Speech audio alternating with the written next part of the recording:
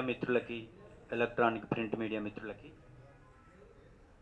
మొన్నటి రోజు రెడ్డి జాగృతి ఆధ్వర్యంలో ఎస్సీ రిజర్వేషన్ల వర్గీకరణకి మద్దతు ఇవ్వడాన్ని మేము కూడా స్వాగతిస్తూ ఉన్నాం.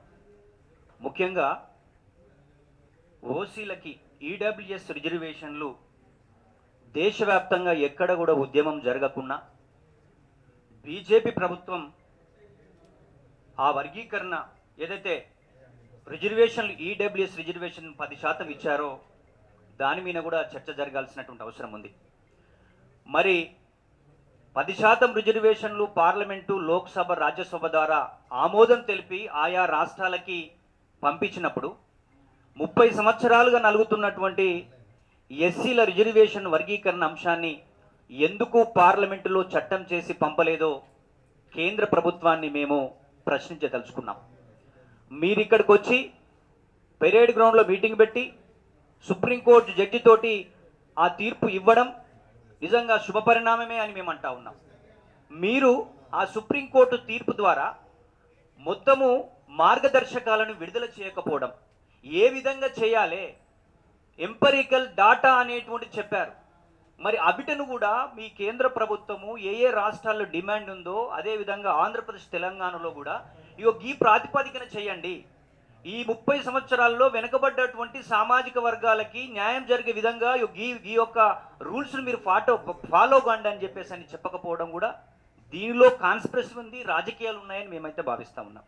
ముఖ్యంగా దీనికి మొన్న పిట్ట శ్రీనివాసరెడ్డి ఆధ్వర్యంలో ఆయన మీటింగ్ పెట్టాడు.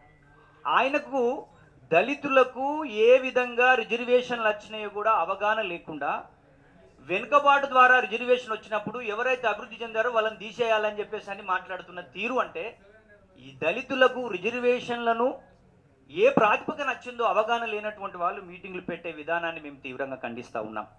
అంతేకాకుండా ఈడబ్ల్యూఎస్ రిజర్వేషన్లో ఎందుకు వర్గీకరణ జరగాలని చెప్పేసి అని ఈ రెడ్డి జాగృతి వాళ్ళు మాట్లాడలేదండి. అందులో కూడా సామాజిక న్యాయం జరగాలి కదా. ఇక్కడ కూడా మాల సామాజిక వర్గాన్ని వర్గీకరణకు వ్యతిరేకం అని చెప్పేసి అని ప్రచారం చేస్తున్నటువంటి తీరును కూడా మేము వ్యతిరేకిస్తూ ఉన్నాం. ఈ రిజర్వేషన్లను 59 కులాలకు ఏ విధంగా పంపిణీ చేస్తారో ఎంపరికల్ డాటా తీసుకోమని చెప్పిన సుప్రీంకోర్టు విధానాలను పక్కకెట్టి ఏబిసిడిగా వర్గీకరణ చేసేస్తామని చెప్పేసి అని నాయకత్వం వహిస్తున్న వాళ్ళు అంటున్నారు. మిగతా మేధావి వర్గం కూడా బీసీ మేధావులు కానీ అగ్రవర్ణాలు ఉన్న మేధావి వర్గం కానీ మద్దతు ఇవ్వడం అనేటువంటిది స్వాగతిస్తున్నాం. కానీ సుప్రీంకోర్టు తీర్పు ఏం చెప్పిందో మీరు అధ్యయనం చేయండి. అధ్యయనం చేసిన తర్వాత ఈ తెలంగాణ రాష్ట్రంలో విద్యారంగంలో ఎవరున్నారు, ఉద్యోగ రంగంలో ఎవరున్నారు, అదేవిధంగా మన యూనివర్సిటీస్లలో ప్రొఫెసర్లు ఎవరున్నారు, నాన్ టీచింగ్లో ఎవరున్నారు, కాంట్రాక్ట్ బేసిస్ మీద ఎవరున్నారు, అసిస్టెంట్ ప్రొఫెసర్ కాంట్రాక్ట్లు ఎవరున్నారు, భూమి ఎంత ఉంది, ఇవన్నిటి కూడా లెక్కలు తీసి ఈరోజు షమీమ్ అఖ్తర్ కమిషన్ ఏర్పడది. ఆ లెక్కలు తీసి ఆ లెక్కల ప్రకారం ఈ 59 కులాలలో బడిమెట్ లెక్కనటువంటి వాళ్ళు, సర్పంచ్ కానటువంటి వాళ్ళు, వార్డు మెంబర్ కానటువంటి వాళ్ళు, కేంద్రం సంబంధించిన ఉద్యోగాలకు సంబంధించి ఏ విధంగా చేయాలనో కూడా ప్రాపర్ వాళ్ళు ఒక ప్రపోజల్ కూడా పెట్టలేకపోయారు. ఇప్పుడు దళితులకు సంబంధించి కేంద్ర ఉద్యోగాలకు సంబంధించి రాష్ట్రపతి ఉత్తర్వులను కూడా ఇప్పించాల్సినటువంటి బాధ్యత ఉంది. కేంద్ర ప్రభుత్వ ఉద్యోగాలు ఎలా పంపిణీ చేయాలో చెప్పారు. ఈ యొక్క ఎస్సీలను 59 కులాలను ఎలా పంపిణీ చేయాలో కూడా చెప్పారు. వీటన్నిటిపైన అవగాహన కల్పించుకోవాల్సిన బాధ్యత పౌర సమాజం, మేధావి వర్గంపై ఉంది. ముఖ్యంగా మేము చెప్తా ఉన్నాం, ముఖ్యంగా నాయకత్వం వహిస్తున్నటువంటి మందకృష్ణ లాంటి వాళ్ళకు కూడా మేము చెప్పదలుచుకుంది ఏంటంటే, చలో దీని మీద చర్చకు మీరు సిద్ధమా? ఈ యొక్క సుప్రీంకోర్టు తీర్పు ప్రకారమే 59 కులాలకి సమాన పంపిణీ జరిగేటువంటి విధానానికి మేమైతే స్వాగతిస్తూ ఉన్నాం. మీరు కూడా దీని మీద చర్చించండి. కృష్ణనగర్ బయట మాట్లాడుతున్న విధానం ఏంటంటే మాలలు వర్గీకరణకు వ్యతిరేకము, మాలలు మామిన వర్గీకరణ వ్యతిరేకిస్తూ మీటింగ్లు పెడుతున్నారని చెప్పేసి అని మాట్లాడుతూ ఉన్నారు. ఇది మీడియా కానీ, మేధావి వర్గం కానీ, పౌర సమాజం కానీ మీరు సుప్రీంకోర్టు మార్గదర్శకాలు మీరు అధ్యయనం చేయండి. ఈ 30 సంవత్సరాల్లో ఎక్కడ ఆగిపోయిందో, ఆయన ఎక్కడ ఇంప్లీడ్ అయ్యాడో, ఆయన 20 సంవత్సరాలుగా ఎందుకు సుప్రీంకోర్టు మళ్ళీ రిట్ పిటిషన్ వేయలేదో దీనిపైన మీరు వెళ్ళే వాళ్ళు మీరు ఆయనను అడగాలని చెప్పేసి అని మేము గుర్తు చేస్తూ ఉన్నాం.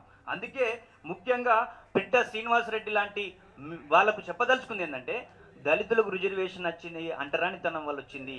మీలాగా ఎకనామికల్ బ్యాక్వర్డ్ వల్ల ఈరోజు మీరు 4-5% ఉన్న వాళ్ళకి 10% రిజర్వేషన్ వచ్చింది. మరి మాకు 10% ఎందుకు, మేము 4-5% ఉన్నామని మీరు ఎక్కడ మాట్లాడలేదే. దీనిపైన కూడా మీరు ఆలోచన చేయాల్సినటువంటి అవసరం ఉంది. మాల సామాజిక వర్గం 59 కులాల యొక్క రిజర్వేషన్ పొందలేదు. ఆ 59 కులాల లెక్కలు ఈరోజు షమీమ్ అఖ్తర్ కమిషన్ వచ్చింది. ఆ కమిషన్ లెక్కలు తీస్తుంది.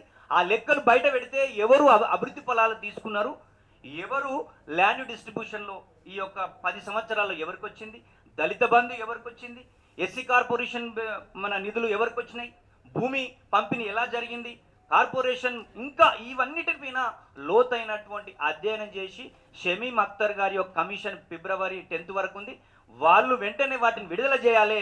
మాలలు దోచుకున్నారనేటువంటి దానికి కూడా వాళ్ళు బయట సమాజానికి చెప్పడం వల్లనే అప్పుడు అర్థమవుతుంది. కానీ నేను ఒకటే చెప్పదలుచుకున్నా, ఎవరైతే ఈ రెడ్డు జాగృతికి సంబంధించిన వాళ్ళు మీరు ఆలోచన చేయండి.